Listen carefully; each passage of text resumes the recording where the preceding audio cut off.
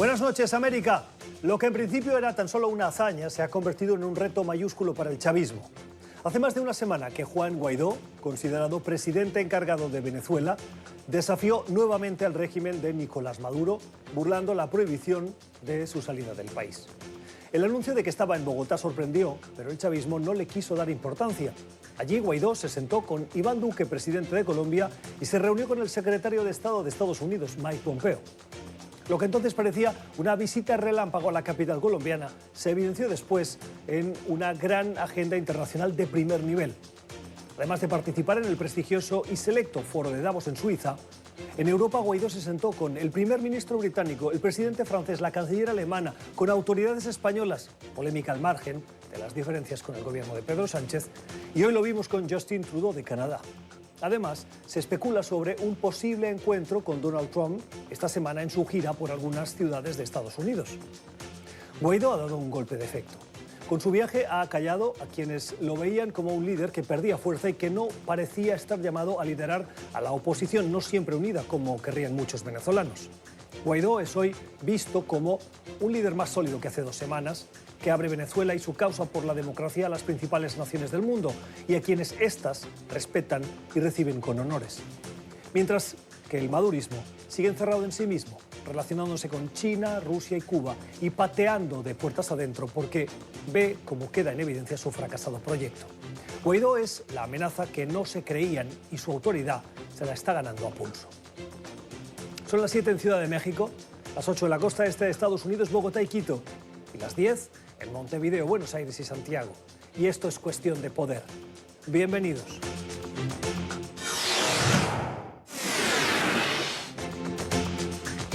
Hoy en el programa, controversia en Bolivia por candidatura de Yanine Áñez a la presidencia. La mandataria encargada había dicho que no postularía su nombre a la contienda. A días del caucus de Iowa le contamos qué precandidato demócrata podría tener más oportunidad de vencer a Trump. El mundo lamenta la partida de Kobe Bryant, la leyenda del baloncesto que falleció en trágico accidente aéreo. Victory is winning for our country. Comienza un cambio de régimen político. Desde nuestros estudios en Washington, la opinión, el análisis y las voces que nos ayudan a comprender nuestro mundo. Es cuestión de querer, es cuestión de poder. Comenzamos y lo hacemos con algunas noticias de la actualidad que nos han llamado la atención, a las que les queremos poner notas al pie o la voz de los expertos. La carrera de los demócratas hacia la nominación del partido forma parte de nuestro interés al inicio de este programa, con encuestas que surgen cuando estamos ya en cuenta regresiva para esa primera jornada de votaciones que se va a producir el próximo lunes en el estado de Iowa. Es el pistoletazo de salida de una larga carrera. Aún hay varios contendientes demócratas que se disputan esa nominación por la parte republicana. Si bien hay otros candidatos, Donald Trump parece no tener una competencia muy sólida y el partido da por hecho que va a ser él el candidato. Una encuesta, la primera que viene a nuestro inicio del programa, es la de el Washington Post y la cadena de televisión ABC. Grosso modo, le han preguntado a los estadounidenses quién cree que va a ganar las próximas elecciones y hay un empate técnico si tenemos en cuenta el margen de error de las encuestas. Los números que dicen que el 49% de los ciudadanos dan por seguro que o esperan que Donald Trump gane las elecciones y el 43% que lo haga un demócrata. Las cifras varían un poco en función del candidato. Cuando esa competencia es entre Trump y Joe Biden, la diferencia es de 4 puntos a favor de los demócratas. Recuerden el margen de error de 4 puntos. Pero fijémonos simplemente en la encuesta. En el caso de Bernie Sanders, la diferencia es de 2 puntos, también a favor del demócrata, igual que Michael Bloomberg, Amy Klobuchar, la senadora. Hay empate. Fíjense que Donald Trump empataría en intención de voto con Elizabeth Warren, de acuerdo a esta encuesta, la última que publica Washington Post y ABC. Y en el caso de Pete Buttigieg, la diferencia igualmente sería considerable, pero el margen de error hace que podemos asegurar que hoy los estadounidenses todavía no lo tienen claro. ¿Qué va a pasar en Iowa? Otra encuesta que ha salido hoy también nos parece interesante. ¿Por qué? Porque una cosa es la opinión del país en general, la otra lo que piensan los ciudadanos del estado de Iowa. Y allí los votantes son mayoritariamente de los que votan demócratas, pero de la parte más a la izquierda del partido. Fíjense que le dan el liderazgo consolidado a Bernie Sanders con el 25%, seguido de Buttigieg y Biden, ambos considerados ahí sí moderados, seguido de Warren con un 15%, Klobuchar con un 8% y ya de manera insignificante Steyer y Young, que tendrían un 3% cada una. El nombre de el senador Bernie Sanders, que vuelve a aparecer en esta carrera de primarias y parece, por lo que dicen las encuestas y los analistas, que va a dar la batalla. Otra noticia de la actualidad, una noticia triste de la que hemos dado buena cuenta aquí en NTN24, la muerte en ese accidente de helicóptero en Los Ángeles, la estrella del mundo del básquet, Kobe Bryant. Él formaba parte de un elenco de otras 8 personas que volaban en ese helicóptero. Además estaba la hija de Kobe Bryant, de tan solo 13 años, que también pereció en ese siniestro, que investigan todavía las autoridades. Vamos a buscar el análisis para conocer un poquito el perfil. Tal vez a algunos de ustedes hoy les queda claro que Kobe Bryant es un jugador de básquet. Si no estaban familiarizados, no se culpen, no hay que saber de todo. Saludamos hasta ahora a Xavier Vilà, es periodista y es buen conocedor del mundo del básquet en Estados Unidos, además de que lo ama. En su trabajo como corresponsal durante 10 años en la Unión Americana, tuvo la oportunidad de entrevistarse con Kobe Bryant. Xavi, gracias por estar con nosotros. ¿Quién es? ¿Por qué podemos considerar a Kobe Bryant como un mito? ¿Qué tal? Buenas noches. Muchas gracias por su invitación. Bueno, Kobe es una leyenda porque Kobe trascendió el deporte, trascendió el baloncesto. Él era alguien que se fijaba constantemente en su mito, en su ídolo, en Michael Jordan, y él se propuso ser mejor que Jordan, ser el mejor de todos, y lo consiguió a partir de una ética del trabajo impresionante. Nadie trabajó tanto y tan duro como Kobe Bryant para llegar a donde llegó.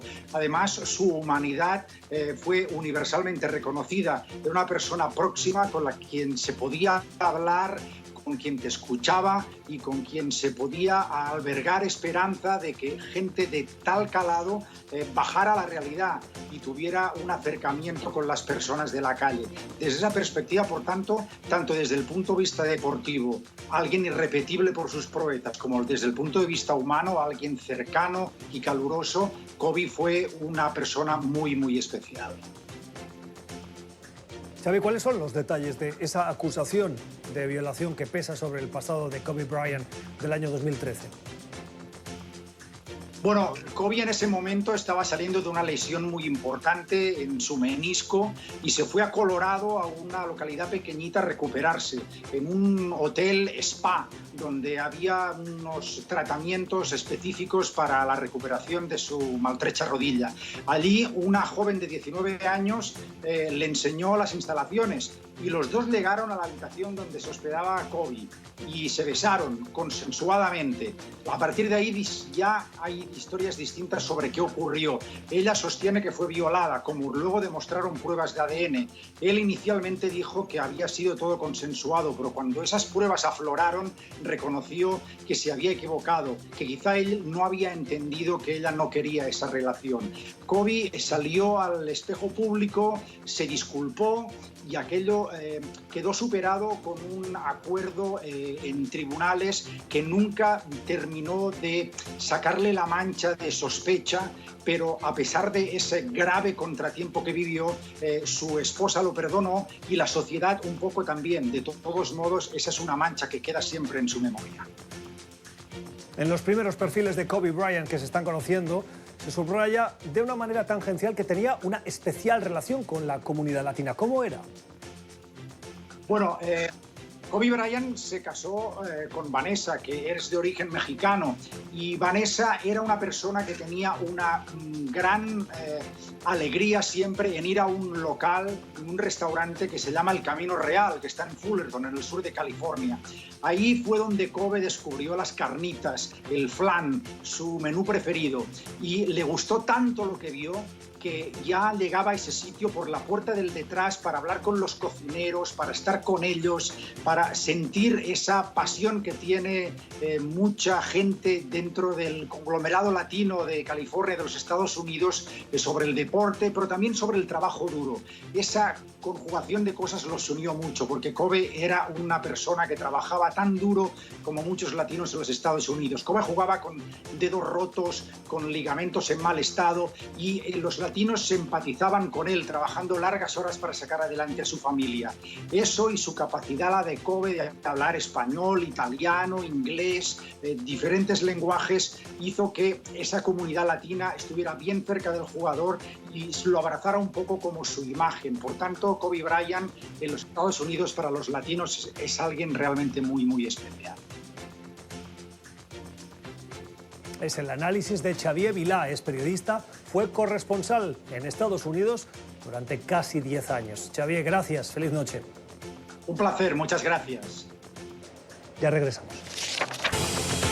Tiempo para el análisis en Cuestión de Poder, para fijarnos en dos cuestiones de la actualidad. En Bolivia, la presidenta Yanine Áñez ha anunciado que buscará la reelección. Vamos a analizar y nos vamos a ir a La Paz en segundos para ver el detalle y las consecuencias que tiene esta decisión inesperada para muchos y para otros que forman parte de un plan que poco a poco se va desvelando.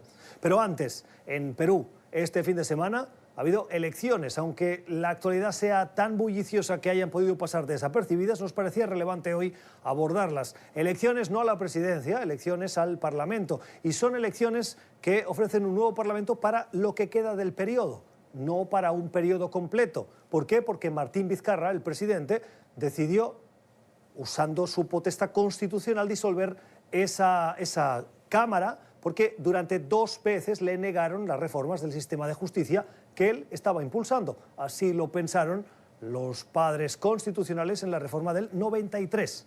Hemos invitado a quien hoy nos acompaña aquí en el estudio, el señor Carlos Manuel Indacochea, que es analista político, es sociólogo y es peruano. Señor Indacochea, gracias por estar con nosotros. Encantado. Gracias por venir.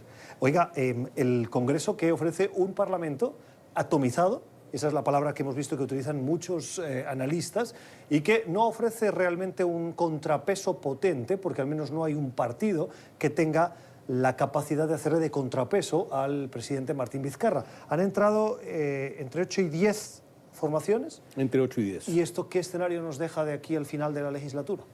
Bueno, acaso se formen alianzas, pero lo que pasa en principio es que con un parlamento fragmentado, el presidente Vizcarra va a tener mayor libertad de acción, o por lo menos menos impedimentos que los que tenía con el parlamento anterior. Pero alguien podría decir, ahora se tiene que poner de acuerdo con 10 distintos, o con al menos 5 que le sumen las mayorías necesarias. Eso requiere como más trabajo de negociación política. Bueno, puede ser trabajo de filigrana en negociación política. Lo que tenía antes era una oposición cerril de la mayoría que le impedía hacer cualquier cosa. Entonces, su trabajo se hace más complejo, pero vas a poder trabajar. ¿Y los que entran ahora tienen voluntad de llegar a acuerdos? Quiero decir, esa reforma de justicia que parece, a ojos de un observador externo, necesaria para el Perú, ¿va a tener visos de avanzar? ¿O los nuevos congresistas van a continuar defendiéndose como clase, si me permite, y usted me corrige, para evitar que esa reforma les acabe salpicando en posibles acusaciones? No creo que puedan defenderse en colectivo. Creo que son grupos muy variopintos. Por supuesto, el grupo de Fujimori está muy reducido y los que han tenido la primera votación, si se quiere, aunque fragmentaria, es Acción Popular, con no más del 11% de los votos. Yo creo que varios de estos grupos son proclives a negociar y a pactar, y son proclives a demostrar que son parte de una gobernabilidad viable, porque la gobernabilidad es muy precaria en el Perú. ¿Cuánta renovación de parlamentarios ha habido respecto de la última elección? Le pregunto esto porque, por ejemplo, yo vengo de España y hay diputados que han estado allí desde el inicio de la democracia y continúan formando parte de listas políticas, y entonces podríamos decir que la renovación es mínima, porque se continúan viendo las mismas caras en sillones distintos. El problema que hubo antes de la disolución por parte de Martín Vizcarra de esa Cámara fue que los diputados temían que si reformaban la justicia podían abrirse investigaciones en su contra por presuntos actos de corrupción. ¿Ha habido una gran renovación como para que estos nuevos parlamentarios se sientan más libres? Hay muchísimos rostros nuevos. pero hay también algunas caras antiguas, incluso muy antiguas, como Marta Chávez por el fujimorismo, que es una persona que no estaba en el Parlamento anterior, pero que es de las, digamos, amigas de Fujimori desde el inicio de su mandato y que muy cínicamente defendió muchos de sus más graves transgresiones, ¿no? Entonces, ella está de vuelta. Sin embargo, por ejemplo, la eliminación del Partido Aprista peruano, del espectro político por completo, es una novedad que se dijera bienvenida. Es un partido que tiene una presencia política desde 1930 en el Perú y que ahora desaparece y no va a estar en el Congreso. Era una mala costumbre casi. Era un partido sinuoso, un partido muy corrompido y cuyo jefe, su segundo jefe histórico, si se quiere, se suicidó pues hace... Alan García. Sí, Alan García. ¿Coincidiría usted en la frase, para resumir lo que ha pasado, que gana Martín Vizcarra, pierde Keiko Fujimori? Creo que gana Martín Vizcarra, pierde Keiko Fujimori, pero ninguno de los dos, sobre todo Vizcarra, no gana tanto, ¿no? Es decir, gana un poco de autonomía, y Keiko Fujimori sí pierde seriamente. O sea, de una representación parlamentaria superior a 60 pasa a tener 15. Fuerza Popular... Eso es una caída espectacular. Claro que lo es, claro que lo es. Es que se han comportado con mucho cinismo y con mucha prepotencia y en público. Entonces esto es bastante evidente. Ahora, hay una gran confusión, por supuesto, en política, en aspiraciones, en ideologías. El eje izquierda-derecha no sirve para examinar lo que está ocurriendo, ¿no? Vaya, en ese sentido, el Perú entra en el siglo XXI, ¿no? Porque los ejes izquierdas-derechas se están diluyendo en todas partes. Temo que sí, y en el siglo XXI que está asignado por el deterioro de la democracia representativa como sistema, ¿no? Y eso es grave. Hemos visto que Perú, hasta la fecha, ha sido una excepción dentro de las protestas sociales de los países de América Latina. Ha habido protestas en Chile, protestas en Ecuador, protestas en Colombia, podríamos citar otros países. El Perú hasta la fecha no ha visto esas protestas, pero sí ha visto casos escandalosos de corrupción y me parece todos sus presidentes vivos recientes y los que han perdido la vida o se la han quitado también estaban manchados. ¿Por qué la gente no sale a la calle en Perú y sí está saliendo en otras partes del continente por cuestiones de mucho menos calado como las que podría haber en Perú? Bueno, en principio por falta de liderazgo político, pero también puede tener un papel la memoria histórica traumática de Sendero Luminoso y también puede tener un papel el creciente cinismo. Hay una desconfianza en la clase política tal que la gente no tiene la impresión que puede hacer la diferencia manifestándose en la calle, que puede realmente motivar que uno u otro movimiento político lideren la anticorrupción y limpien el panorama, ¿no? Entiendo este último punto. Me queda alguna duda y le pido si me puede ayudar un poquito más con una explicación a la mención de Sendero Luminoso. ¿Cómo influye Sendero Luminoso en esa apatía de los peruanos a salir a la calle? Bueno, el temor a la violencia política, el temor a la rebelión, si se quiere, y también el temor a la reacción del Estado, ¿no? Que tuvo, por supuesto, un papel casi tan grave como el de Sendero Luminoso durante esa infausta casi guerra civil, ese conflicto interno, ¿no? Cuando dice Estado, ¿se está refiriendo a las Fuerzas Armadas? Ciertamente, la policía y las Fuerzas Armadas. No solo la policía y las Fuerzas Armadas tuvieron ese papel y causaron ese número de muertos y torturas y qué sé yo, sino que no han cambiado para nada. A nadie se le ha ocurrido que el aparato de seguridad del Estado tiene que cambiar si se tiene que enfrentar alguna otra insurgencia o cualquier otra contingencia en mejores condiciones de respeto a los derechos humanos y de libertades democráticas. ¿Y no lo han hecho por miedo? Yo creo que ha sido abandono, desidia y acumulación de varias crisis, en donde aparentemente la gestión económica es lo más importante, ¿no? ¿Son democráticas esas Fuerzas Armadas hoy en Perú? Me atrevería a decir que no. Funcionan con jerarquías propias, con una cultura interior propia. No hay ninguna evidencia que tengan un comportamiento respetuoso de la ley y dispuesto a hacer una cierta economía de la violencia en sus acciones, si tuvieran que hacerlo. Es el análisis de Carlos Manuel Indacochea, es analista político y sociólogo, haciendo la revisión de lo que nos deja esa jornada electoral del Perú de este pasado domingo. Gracias. Encantado. Y nosotros nos movemos de cuestiones de la actualidad y nos vamos a hablar de Bolivia. En las últimas horas, la presidenta interina, Yanine Áñez, ha sorprendido con un anuncio. Ha dicho que va a buscar la reelección. No porque fuera elegida en las últimas elecciones, sino porque quiere aspirar a la presidencia en las próximas elecciones del 3 de mayo. El Parlamento le encomendó en su día llevar al país en una transición hacia unas nuevas elecciones después del desaguisado que vimos con el expresidente hoy, Evo Morales. Y Yanine Áñez asumió ese reto diciendo que no buscaría presentarse, simplemente asegurar que llegaban esas elecciones. En Bolivia saludamos a Jorge Richter, es politólogo, es catedrático de Marketing Político y Gubernamental y lo tenemos en La Paz. Señor Richter, gracias por estar con nosotros. Bienvenido a Cuestión de Poder. Gustavo, un cordial saludo y también un cordial saludo a toda su teleaudiencia. Profesor Richter, ¿qué está pasando? ¿Por qué ha cambiado de opinión la presidenta interina? Esto se puede explicar, Gustavo, solamente con una mirada respecto de lo que ha significado el conjunto de elementos que han llevado al poder a la señora Yanine Áñez. Esto con seguridad era parte ya de un guión donde varios elementos se han ido ahora develando porque estaban preestablecidos. Y cuando decimos preestablecidos, estamos haciendo una referencia puntual a lo siguiente. Primero, lograr retirar al señor Evo Morales del poder como primer y fundamental elemento para posteriormente tomar algunas instituciones que son absolutamente imprescindibles en el esquema de poder en Bolivia. El órgano electoral, el Tribunal Constitucional que interpreta los fallos y que le da constitucionalidad a cada uno de ellos, el sistema judicial en su conjunto, como también los factores de poder determinantes como la Policía Nacional y las Fuerzas Armadas. Todo ello en acción es un esquema de poder inmediato a implementarse sobre el próximo proceso electoral y que ahora lo que necesita es sedimentarse, solidificarse en el poder por una gestión de más de 5 años. Esto es lo que puede explicar qué ha sido lo que ha sucedido en Bolivia. Una lucha por el poder de dos clases sociales, movimientos sociales muy polarizados el día de hoy y que está en aplicación un plan de sustitución de un sector por el otro.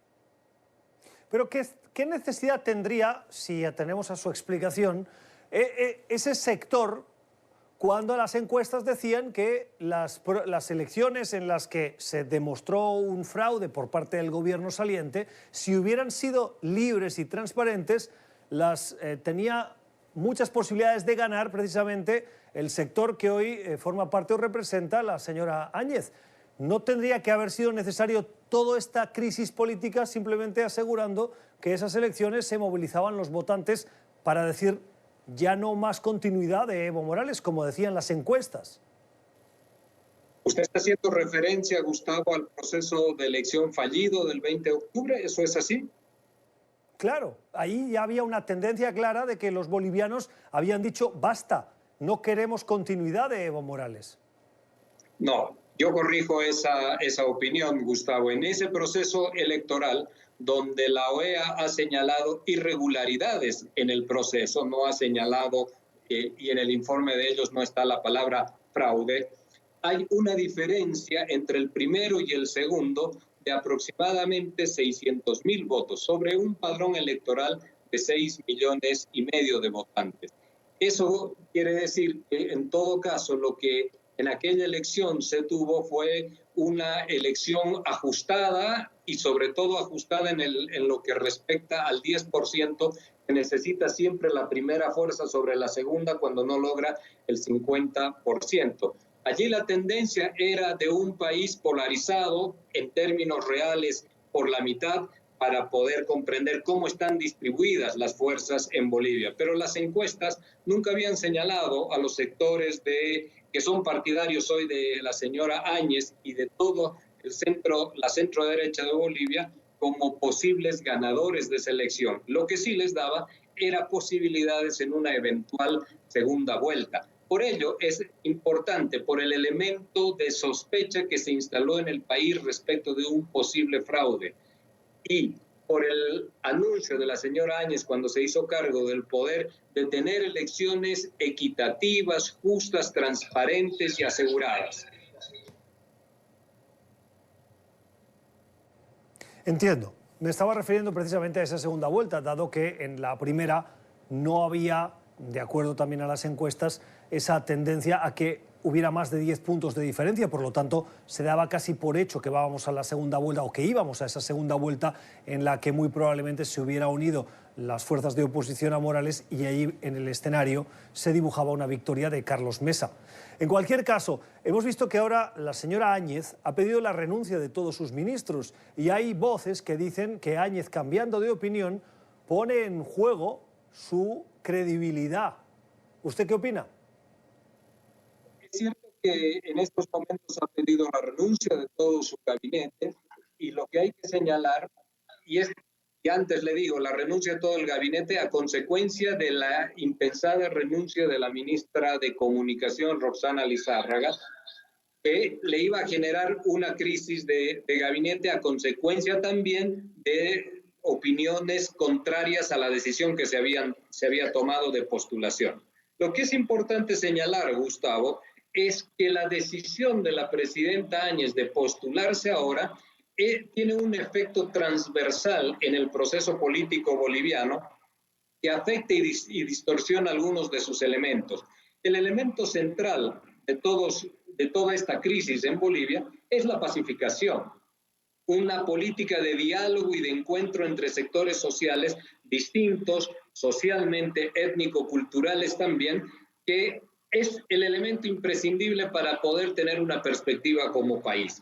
En ese marco de cosas, la candidatura de la señora Áñez dificulta esta posibilidad de diálogo, porque ahora pasa a ser una actora central del proceso. Y dificulta también el proceso mismo eleccionario, porque tiene presencia de los delegados que ella ha nombrado en el órgano electoral. Y tiene presencia también en el Tribunal Constitucional, que va a ser la instancia jurídica final en la que se va a dirimir su candidatura, porque hay un artículo, que es el 238 de la Constitución Política del Estado de Bolivia, que impide su candidatura. En ese marco de cosas, el escenario electoral está absolutamente desbalanceado, desequilibrado, y contiene todos los elementos políticos que son factores de poder en favor de una candidatura que es en este caso la de la señora Áñez, y es lo que los bolivianos habían solicitado, que tengamos elecciones equilibradas, transparentes, con un administrador, que era la presidenta, objetivo y equidistante de la contienda electoral. Pero ahora esto se distorsiona a raíz de su presencia en el proceso electoral. Y las consecuencias de esto las tendremos que ver, porque el proceso, como mínimo, va a durar hasta el próximo 3 de mayo. Ojalá la resolución de estas diferencias sea por la vía pacífica, lo que hemos defendido siempre, y que esas elecciones sean lo más transparentes y justas posibles. Profesor Richter, gracias por haber estado con nosotros. Le emplazamos a que volvamos a tener una futura conversación precisamente para abordar estas cuestiones y darle seguimiento a esa situación que nos interesa de ese país suramericano. Quedo a sus órdenes, Gustavo. Un cordial saludo y gracias por el tiempo. Qué gusto aprender escuchándole. Vamos a la pausa. Esto es Cuestión de Poder.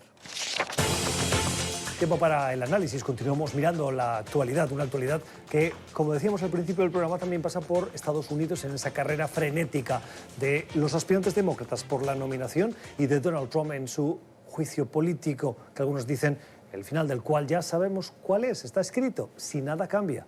Hoy ha pasado algo, y es que se han publicado los extractos de un libro que son explosivos, como dicen aquí en Estados Unidos, en el que el ex asesor de seguridad nacional, John Bolton, dice que sí, que Donald Trump condicionó la ayuda de 390, casi 400 millones de dólares de ayuda a Ucrania a cambio de que abriera una investigación a un rival político, a los Biden. Ahora hablamos de eso. Vamos a hablar antes de Iowa. Los datos decían que en Iowa, que es el pistoletazo de salida de esas primarias, está Joe Biden y Bernie Sanders ahí luchando cabeza con cabeza. Aunque parece que Bernie Sanders en esta recta final, en una semana ya veremos esos caucus cómo se acaban decidiendo, está subiendo Bernie Sanders. La parte más izquierdista del partido puede tener opciones. Leopoldo Martínez es miembro del Comité Nacional Demócrata y es analista político. Leopoldo, mucho sin verte, ¿cómo estás? Igual, Gustavo, feliz año, el primero del año, ¿no? Primero del año, sí. Primero del año y un saludo a la audiencia. ¿Cómo ves esas...? Has estado tú en Iowa recientemente. Me gustaría que compartieses el sentir y qué está pasando. El partido está viendo cómo la parte de más a la izquierda empieza a tener más opciones que los centristas, como por ejemplo Joe Biden. Mira, lo primero que hay que decir, si en efecto estuve una semana en Iowa y como dato interesante, la población latina en Iowa ha venido creciendo, es todavía muy pequeña, al igual que la afroamericana, es un estado poco diverso, pero ha venido creciendo y estamos estimando que cerca de un 4% de los participantes en el caucus van a ser afroamericanos y latinos.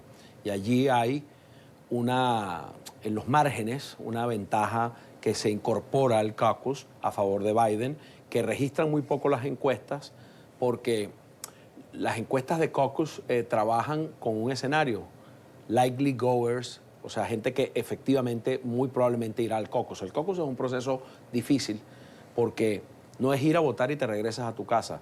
Estás allí casi 2 o 3 horas en tu precinto haciendo... asamblea. Asamblea. Es un asambleísmo y hay 2 llamados y en el primer llamado, la gente se alinea con los candidatos de su preferencia y luego hay un segundo llamado al cierre que es el que define el ganador. Una de las técnicas del caucus es que candidatos como por ejemplo Amy Klobuchar, que tiene una importante participación en esas mismas encuestas que tú comentabas, una de las técnicas en el caucus es saber quién es la segunda preferencia de cada candidato. Una candidata como Amy Klobuchar tiene como segunda preferencia en esos electores que la apoyan a Joe Biden. Entonces suele suceder en los caucuses que un candidato en la primera ronda recoge su apoyo y luego en la segunda ronda hay gente que migra del apoyo a su candidato que es primera preferencia al candidato que es su segunda preferencia, pero que ellos ven con más opción para derrotar a Donald Trump. Y todavía las encuestas en Iowa siguen indicando, y como en todo el país, que el candidato que tiene mejor opción para derrotar a Donald Trump es Joe Biden. Entonces, Sanders tiene una fuerza. Ha habido un deterioro importante de la candidatura de Warren en Iowa, que había crecido mucho. Buttigieg, yo creo que le ha quitado votos, esa fue mi percepción allá a la senadora Warren en el espectro de Iowa, y la pelea está muy pareja entre Biden y Sanders. ¿Cuánto pesa el editorial de apoyo que le dio el diario de referencia de... el Des Moines Register. En Des Moines Register, sí, que dijo que la candidata o la figura que hoy mejor puede representar los intereses de los ciudadanos es Elizabeth Warren.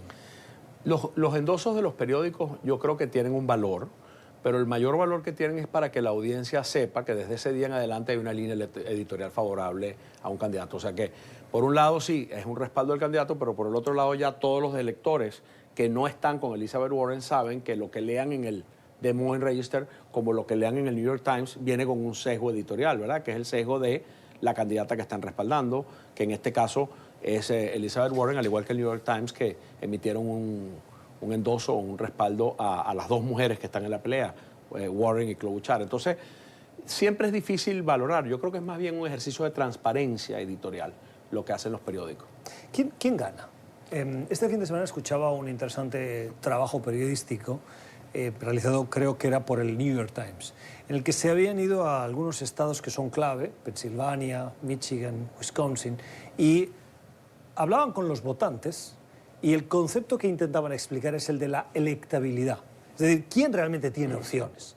Y me parecía muy interesante ver cómo había votantes que, frente a determinados temas, como por ejemplo el fracking, que es esa extracción de gas o petróleo a través de una técnica novedosa que ha desarrollado Estados Unidos y que tiene un impacto en el medio ambiente. Que es una técnica que produce un sismo artificial, que quiebra la base de la coraza sí. del suelo y genera contaminación química que afecta el agua. Y por eso mismo había algunos que decían, yo no voy a votar por Joe Biden siendo demócrata y afiliado al sindicato, porque Biden ha dicho, no tengo alternativa y lo primero son los trabajos, no puedo renunciar a esto. Y en esos estados, esta técnica está ofreciendo trabajos, que es lo que a hoy le interesa a la mayor parte de los ciudadanos, por no decir a todos, ¿no? Como uno de los primeros conceptos. Ahí entra el juego de la electibilidad. ¿Quién crees que gana?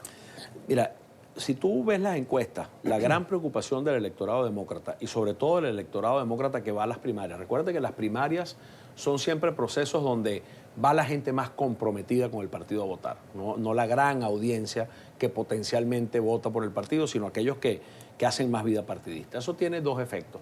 El primer efecto es que es un elector muy comprometido con temas, con ideas, con aquellos elementos de carácter ideológico, si se quiere, que lo hacen precisamente un activista comprometido con el partido.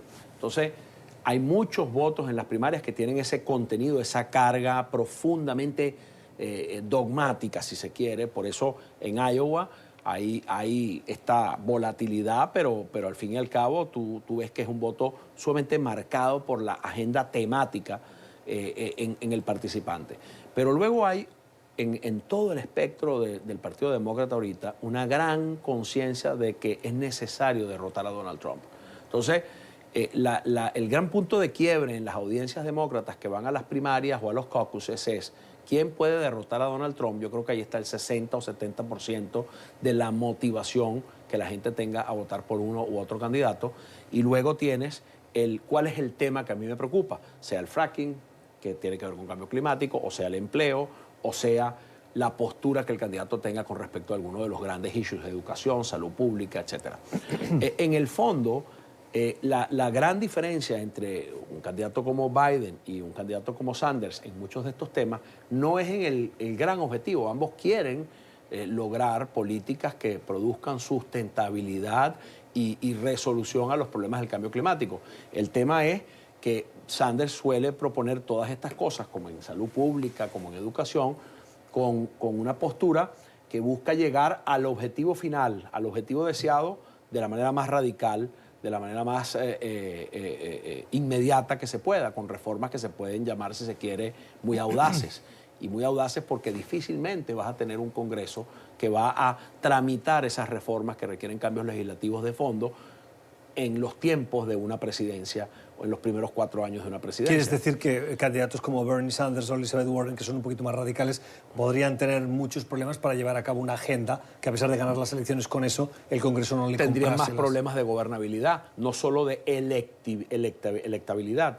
Biden quiere igual revertir los efectos del cambio climático, quiere igual llegar a estos objetivos ambiciosos en materia de salud pública, pero se lo propone desde la perspectiva del reformista. Podemos ir en un continuo donde progresemos y vayamos escalando en la medida en que vamos construyendo condiciones políticas, pero hay unas cosas que son más prioritarias que otras, y también es un hombre que tiene, digamos que una conciencia muy clara de que podemos hacer reformas económicas, pero no podemos tampoco introducir disrupciones en la economía, porque esta economía viene con el viento de cola y con los cimientos que construyó la administración Biden-Obama. Es más lo que ha contribuido a la situación de bienestar económico de hoy, lo que hicieron Obama y Biden en la presidencia y la vicepresidencia de los Estados Unidos, que lo que ha hecho Trump en estos últimos 3 años. Terminamos. Hablamos del juicio político. Hoy ha sido la segunda jornada del equipo de abogados defensores del presidente, que ha tomado la palabra en esas 24 horas que pueden distribuir en 3 días para intentar continuar, uno, destruyendo las acusaciones, diciendo que no hubo obstrucción al Congreso ni abuso de poder, y subrayando la motivación política que hay detrás, que es intentar quitar a Donald Trump de la boleta electoral, lo cual, pues, escuchado así, es ciertamente grave. Han salido unas acusaciones hoy de un libro del ex asesor de Donald Trump, John Bolton, que confirman lo que sería la piedra de toque de esas acusaciones de quid pro quo. Es decir, yo te doy si tú me das. Pero claro, si es tuyo, está bien, pero si es del Estado, no. Es decir, yo te doy la ayuda a Ucrania, la ayuda militar, pero tú me tienes que dar una cosa que a mí me interesa políticamente. Bolton lo confirma. Hasta ahora no había habido una voz que lo hubiese dicho de una manera tan clara. ¿Va a servir de algo? Mira, lo que está sucediendo en el Senado es que el senador McConnell, con una mayoría republicana, está impidiendo que estos testigos y estos documentos sean aportados al juicio en el juicio a Donald Trump. El primer impacto que esto está teniendo en la opinión pública es muy negativo hacia los republicanos y hacia McConnell. Hay una encuesta que dice que el 70% de los americanos quiere escuchar a esos testigos y quiere ver esas pruebas antes de fijar su posición sobre si se debe remover o no a Donald Trump.